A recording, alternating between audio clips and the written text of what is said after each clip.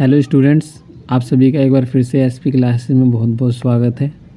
आज का जो हमारा टॉपिक है वो TCS journal entries in the books of seller है। तो चलिए बिना टाइम वेस्ट किए इस वीडियो को स्टार्ट करते हैं। तो स्टूडेंट्स, जर्नल एंट्री पोस्ट करने से पहले मैं आपको बता दूं कि इस प्रेजेंटेशन को हमने किस तरीके से तैयार किया है। तो इस प्रेजेंटेशन को हमने 4 पार्ट में डिवाइड किया है, जिसमें 2 तो हमारी कैटेगरी हैं, ठीक है। यानी फर्स्ट जो कैटेगरी है वो विदाउट जीएसटी है और जो सेकंड कैटेगरी है वो विद जीएसटी है। यानी कि टीसीएस की जो जर्नल एंट्री है वो विदाउट जीएसटी किस तरीके से पोस्ट की जाती है उसके बारे में बताऊंगा, और विद जीएसटी टीसीएस की जो जर्नल एंट्री है किस तरीके से पोस्ट की जाती है उसके बारे में बताऊँगा। इन 2 कैटेगरी को हमने आगे 2 केसेस में डिवाइड किया है। पहला जो केस है कि टीसीएस की adjustment at the time of billing, और जो दूसरा जो केस है वो टीसीएस की adjustment at the time of payment receive.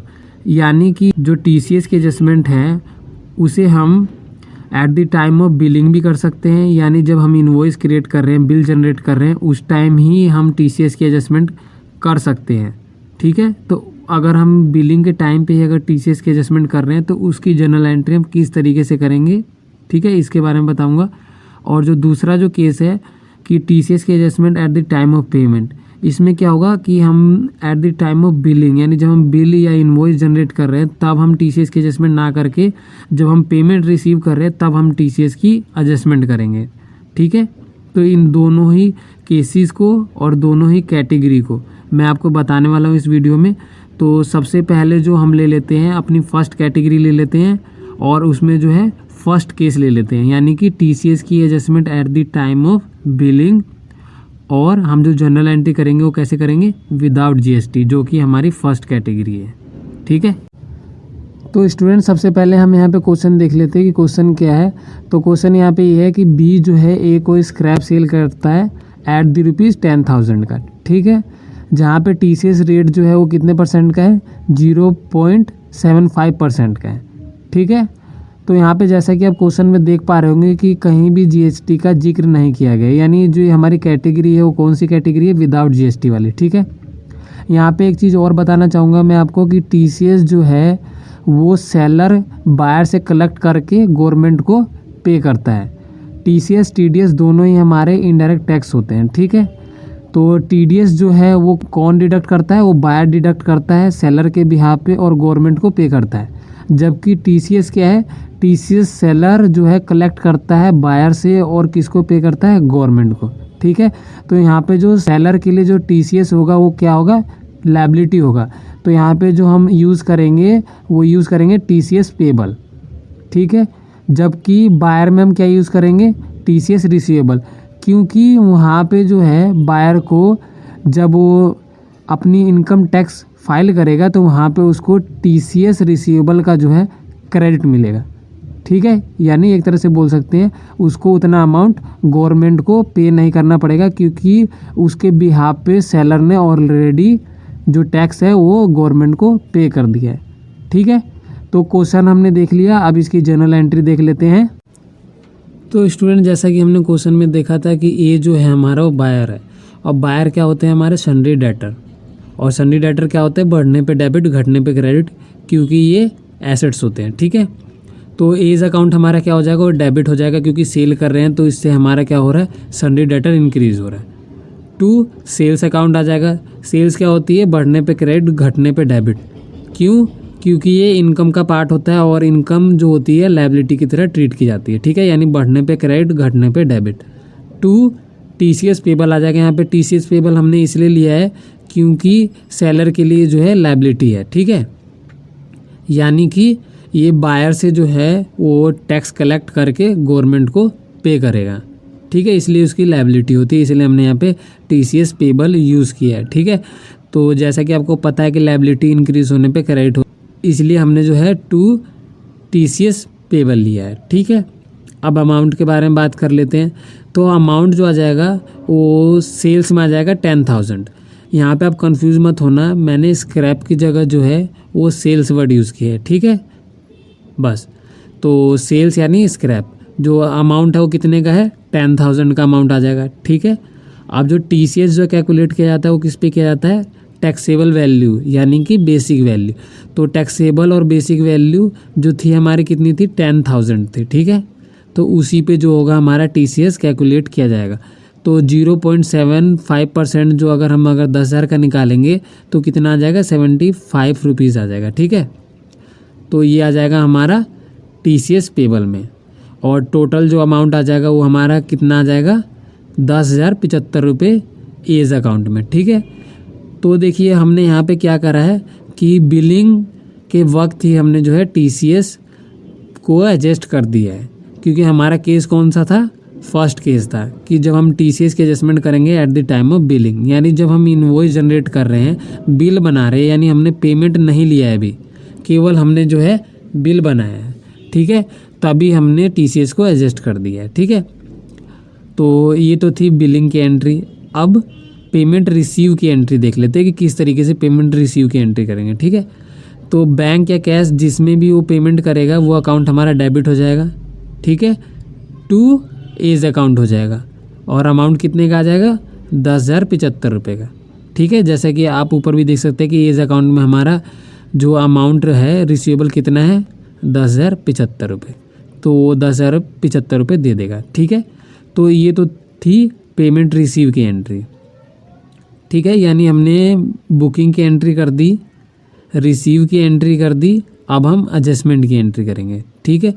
तो जैसा कि आपको पता है कि TCS की जो पेमेंट है 7th ऑफ एवरी मंथ किया जाता है, ठीक है, और इसकी जो रिटर्न फाइल की जाती है वो क्वार्टरली फाइल की जाती है। तो जब हम इसकी पेमेंट करेंगे तो हम इसकी जर्नल एंट्री किस तरीके से पोस्ट करेंगे, TCS payable account debit to bank, ठीक है। तो यहाँ पे TCS पेबल अकाउंट हमारा डेबिट इसलिए हो गया क्योंकि पहले वो जो था हमारा क्रेडिट था, अब हमारी लायबिलिटी क्या हो रही है, रिड्यूस हो रही है। तो रिड्यूस होने पे क्या होगा, यानी डिक्रीज़ हो रही है, तो डिक्रीज़ होने पे क्या हो जाती है, डेबिट, ठीक है। तो डेबिट कर दिया हमने TCS पेबल को, और अमाउंट कितने का आ जाएगा, 75 रुपये का आ जाएगा, ठीक है। और इसकी जो रिटर्न फाइल की जाती है वो कब की जाती है, क्वार्टरली, जबकि जो पेमेंट जाती है वो कब जाती है, मंथली, ठीक है। तो यहाँ पे हमने तीनों ही एंट्री कर ली, बुकिंग की एंट्री कर ली, पेमेंट रिसीव की एंट्री कर ली, और एडजस्टमेंट की एंट्री कर ली। कौन से केस में, फर्स्ट केस में, जब हम TCS की एडजस्टमेंट करेंगे at the time of billing. तो अब हम अपने दूसरे केस को देख लेते हैं, जो कि है TCS की adjustment at the time of payment receive, ठीक है। तो इसमें भी जो क्वेश्चन है वो बिल्कुल सेम है। बी जो है वो ए को स्क्रैप सेल करता है एट द ₹10,000 का, जहाँ पे जो TCS रेट लग रहा है वो कितने परसेंट का लग रहा है, 0.75% का, ठीक है। यहाँ पे भी GST का जिक्र नहीं किया गया है, यानी ये भी जो हमारी कैटेगरी है वो कौन सी कैटेगरी है, विदाउट GST वाली, ठीक है। यानी कि हमारी जो है दो कैटेगरी है, एक है विदाउट GST और एक है विद GST, उसको हमने दो केसेस में डिवाइड किया है, इसलिए जो ये प्रेजेंटेशन है वो 4 पार्ट में डिवाइड हुई है, ठीक है। तो अब हम देख रहे हैं विदाउट GST वाली कैटेगरी, और केस जो है हमारा कौन सा है, at the time of payment receive, ठीक है। यानी कि हम जो TCS की एडजस्टमेंट करेंगे वो बिलिंग के वक्त ना करके at the time of payment जब हम रिसीव करेंगे उस समय हम TCS की एडजस्टमेंट करेंगे, ठीक है। तो अब इसकी जर्नल एंट्री देख लेते हैं। तो यहाँ पे भी जो होगा हमारा एज अकाउंट क्या हो जाएगा, वो डेबिट हो जाएगा, टू सेल्स अकाउंट क्या हो जाएगा, क्रेडिट हो जाएगा, ठीक है। यहाँ पे जो है हम TCS पेबल को क्रेडिट नहीं करेंगे, क्योंकि जो है उसकी एडजस्टमेंट हम कब करेंगे, जब हम पेमेंट रिसीव करेंगे। यहाँ पे अभी हम बिल बना रहे हैं, तो इस टाइम हम TCS पेबल को एडजस्ट ना करके जब हम पेमेंट रिसीव करेंगे तब हम करेंगे, ठीक है। तो यहाँ पे अमाउंट कितना आ जाएगा, यहाँ पे आ जाएगा एज अकाउंट में 10,000 रुपये, ठीक है, और सेल्स में भी कितना आ जाएगा, 10,000 रुपये, क्योंकि जो हमने स्क्रैप सेल करी थी वो कितने की करी थी, 10,000 की करी थी, ठीक है।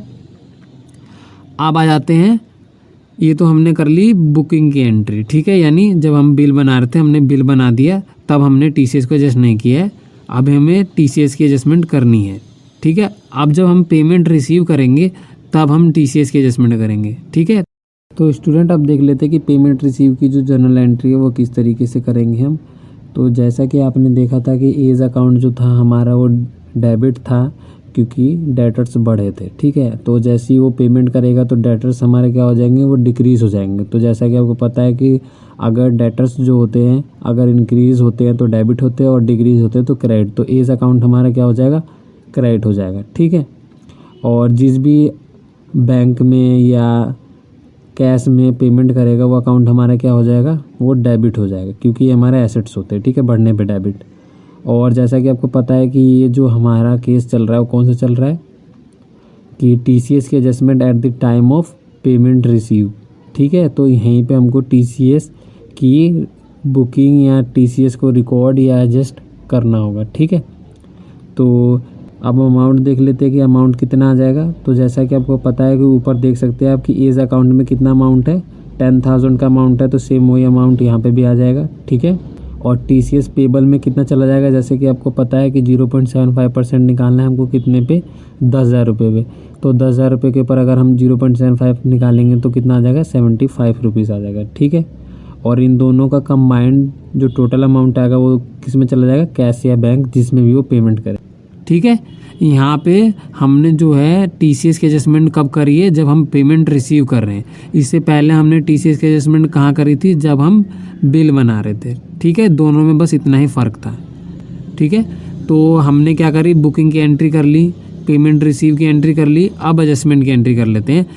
तो जैसा कि आपको पता है कि TCS की जो पेमेंट है वो हर एक मंथ की जाती है 7 तारीख को, ठीक है। मतलब लास्ट डेट होती है 7 तारीख, ठीक है। 7 तारीख की पेमेंट करनी होती है। और जो रिटर्न फाइल की जाती है वो क्वार्टरली होती है, ठीक है।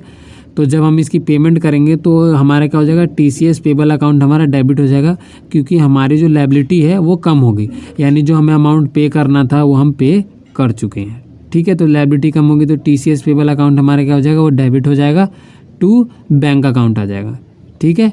और अमाउंट कितना आ जाएगा, 75 रुपीज़ आ जाएगा, ठीक है।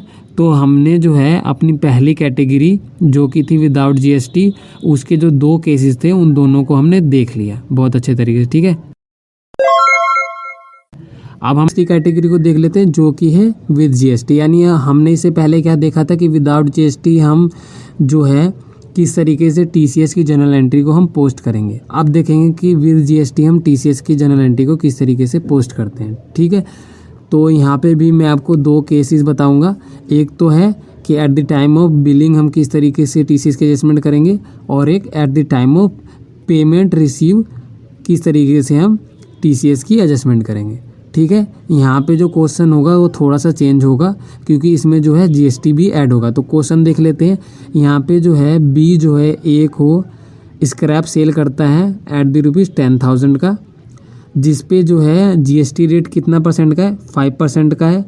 और जो TCS रेट है वो कितने परसेंट का है, 0.75% का है। यानी TCS रेट में चेंज नहीं होगा, केवल GST एक ऐड हो जाएगा, ठीक है, क्योंकि ये GST वाली कैटेगरी है बस, ठीक है। तो क्वेश्चन हमारा यही था, बस इतनी ही चेंजेस होंगे। अब हमने क्वेश्चन देख लिया है, अब देख लेते हैं कि इसकी जनरल एंट्री हम किस तरीके से पोस्ट करेंगे, ठीक है। तो यहाँ पे देख लेते हैं। तो सबसे पहले यहाँ पे क्या हो जाएगा, एज अकाउंट हमारा डेबिट हो जाएगा, ठीक है। आपको पता भी है कि ये हमारा क्यों डेबिट हो रहा है।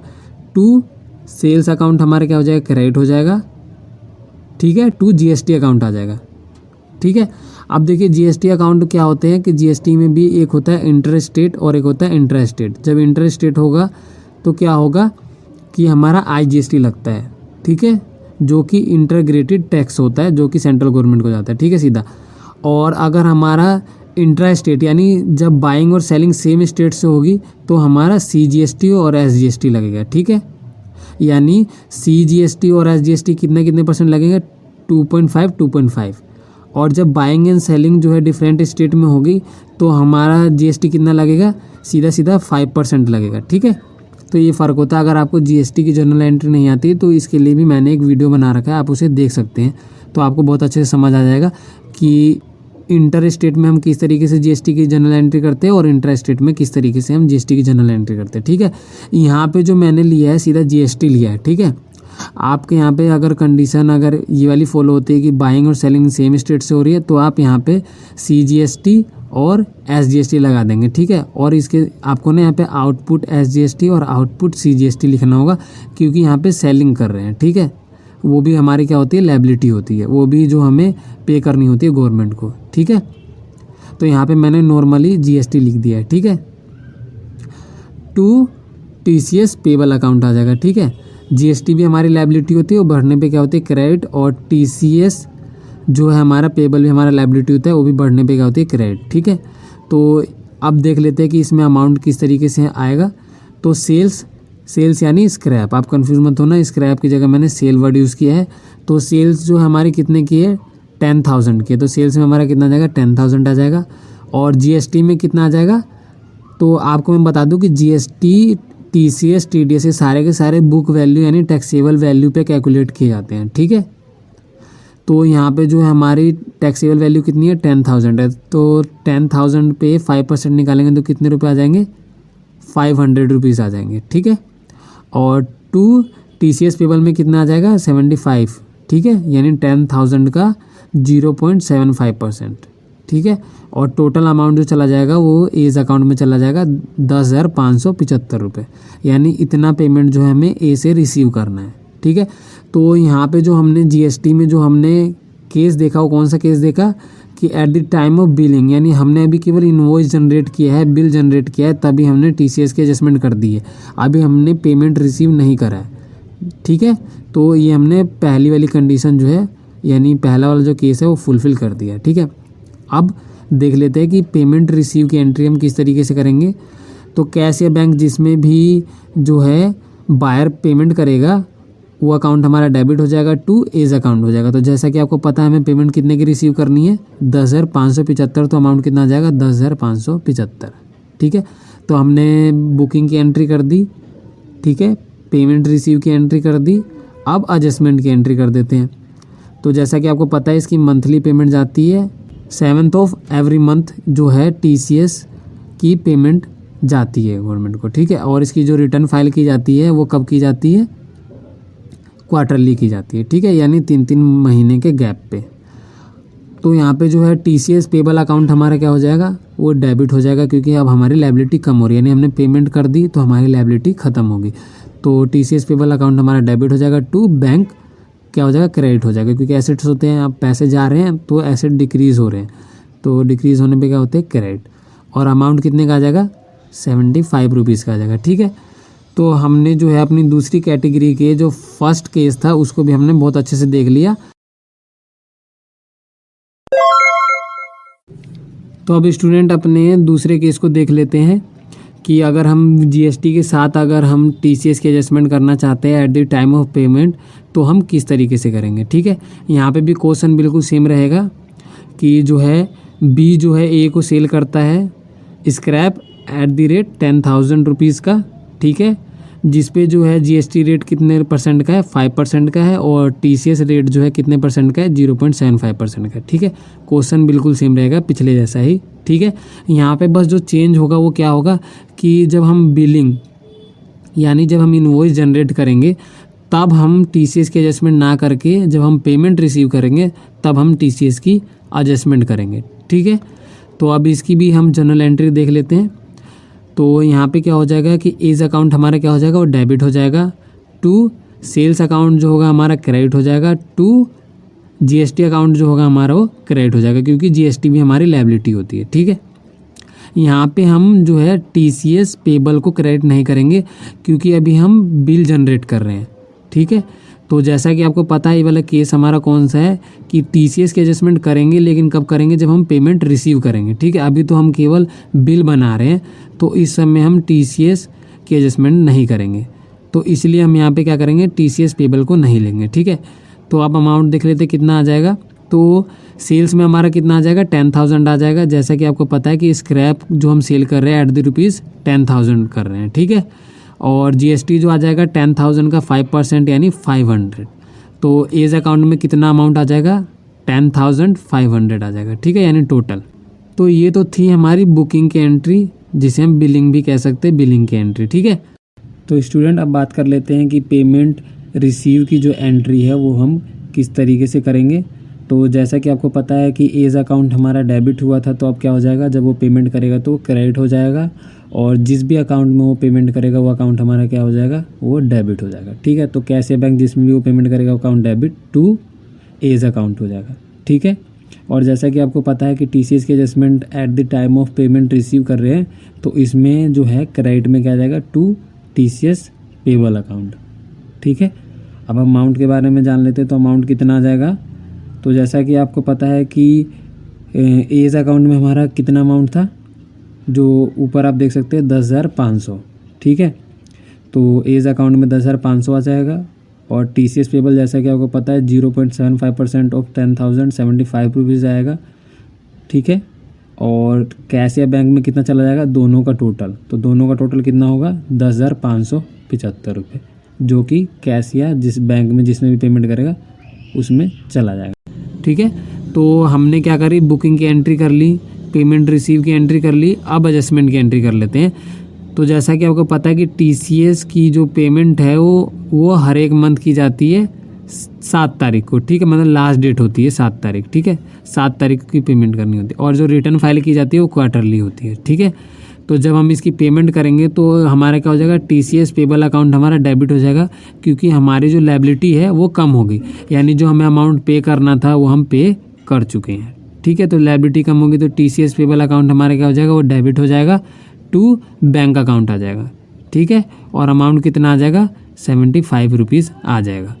ठीक है स्टूडेंट, यहाँ पे मैं आपको एक चीज़ बताना चाहूँगा कि हमने अभी जितनी भी जर्नल एंट्री करी थी उसमें जो TCS जो कैलकुलेट किया था वो बुक वैल्यू यानी बेसिक या टैक्सेबल वैल्यू पे हमने किया था, यानी टोटल जो अमाउंट था हमारा 10,000 उसको हमने क्या माना था, टैक्सेबल वैल्यू माना था। ठीक है, जो हमारी बेसिक या बुक वैल्यू थी वही हमारी क्या थी, टैक्सेबल वैल्यू। ठीक है, तो हमने 10,000 रुपये के ऊपर 0.75% निकाला था। ठीक है, तो कितना अमाउंट आ रहा था, 75 रुपीज़। तो अगर कुछ जो सेक्शन है TCS के, उसमें क्या होती है कि जब लिमिट क्रॉस करेगा उसके ऊपर, जब जैसे कि फॉर एग्जांपल 10,000 की लिमिट है तो 10,000 तक जो है हमें TCS कैलकुलेट नहीं करना है, वहाँ तक एग्जैम्प्ट है। ठीक है, यानी वहाँ पे टैक्स नहीं देना है। लेकिन जब 10,000 को क्रॉस कर देगा तो उसके ऊपर जो है टैक्स लगेगा। जैसे कि एक सेक्शन है 206(1)(h). ठीक है, उसमें क्या है कि अगर 50 लाख तक अगर एक साल के अंदर अगर आपने सेल करी है, और अगर आप 50 लाख तक पैसे रिसीव कर रहे हैं तो उस पर TCS जो है वो कैलकुलेट नहीं किया जाएगा। ठीक है, लेकिन अगर आपने जो है 50 लाख से ज़्यादा अगर सेल करी है और उसकी पेमेंट रिसीव कर रहे हैं तो उस पर क्या होगा, TCS कैलकुलेट किया जाएगा। लेकिन पूरे 60 लाख के ऊपर नहीं, जो 50 लाख का एक्सीड अमाउंट है यानी 10 लाख, उस पर TCS कैलकुलेट किया जाएगा। ठीक है, यानी कि जो टोटल अमाउंट होगा उसमें से एग्जेम्प्टेड अमाउंट को हम क्या कर देंगे, माइनस, यानी 60 लाख रुपए में से हम 50 लाख को माइनस कर देंगे तो कितना बचेगा, 10 लाख। तो जो TCS जो कैलकुलेट किया जाएगा वो किसके ऊपर किया जाएगा, 10 लाख रुपए के ऊपर किया जाएगा। ठीक है, तो 10 लाख रुपए के ऊपर अगर हम 0.75% सपोज़ कीजिए अगर हम निकालते हैं तो कितना आ जाएगा हमारा अमाउंट, वो आ जाएगा हमारा 7,500। ठीक है, लेकिन जो है यहाँ पे 206(1)(h) के लिए जो करंट रेट है वो है 0.075%। ठीक है, 31 मार्च 2021 के लिए। ठीक है, और 1 अप्रैल 2021 से ये बढ़कर कितना हो जाएगा, 0.10%। ठीक है, तो आपको समझ आ गया होगा कि जो हमें जो TCS है वो अगर एक्सीड अमाउंट पे निकालना हो तो कैसे निकालेंगे, अगर पूरी वैल्यू पे निकालना हो तो कैसे निकालेंगे। उम्मीद करता हूँ कि ये वीडियो आपको बहुत अच्छा लगा हो। अगर अच्छा लगा है तो प्लीज़ इसे लाइक कीजिए, और आपकी कोई भी क्वेरी डाउट इसके रिगार्डिंग हो तो आप कमेंट करके पूछ सकते हैं, या कोई चीज़ आपको नहीं समझ आया हो वो भी आप कमेंट करके पूछ सकते हैं। ठीक है, thank you. Please like this video to motivate us to make this type of learning videos. Please share this video with those who need this type of learning videos. Please subscribe our channel to watch this type of learning videos and press the bell icon to get regular updates.